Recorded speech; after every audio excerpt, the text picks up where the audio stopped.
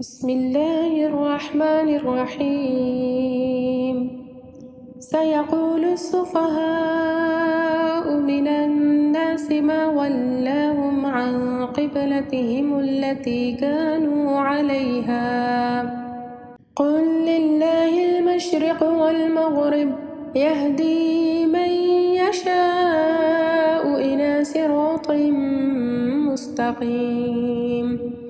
وكذلك جعلناكم أمة وسطا لتكونوا شهداء على الناس ويكون الرسول عليكم شهيدا.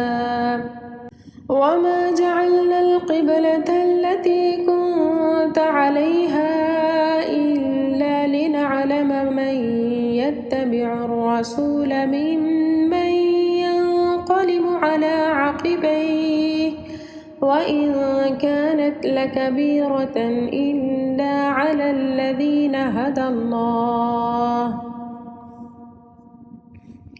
وما كان الله ليضيع إيمانكم إن الله بالناس لرءوف رحيم.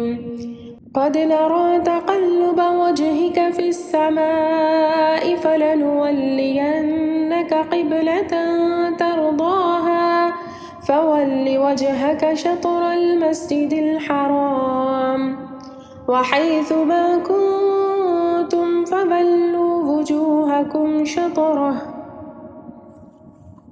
وإن الذين أوتوا الكتاب ليعلمون أنه الحق من ربهم وما الله بغافل عما يعملون.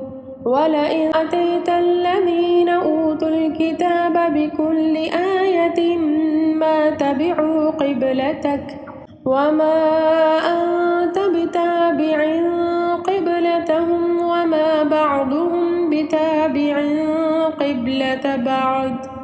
ولئن اتبعت أهواءهم من بعد ما جاءك من العلم إنك إذا لمن الظالمين.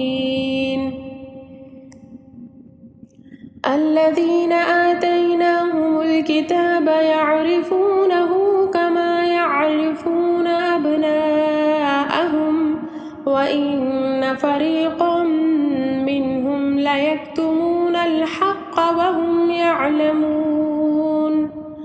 الحق من ربك فلا تكونن من الممترين.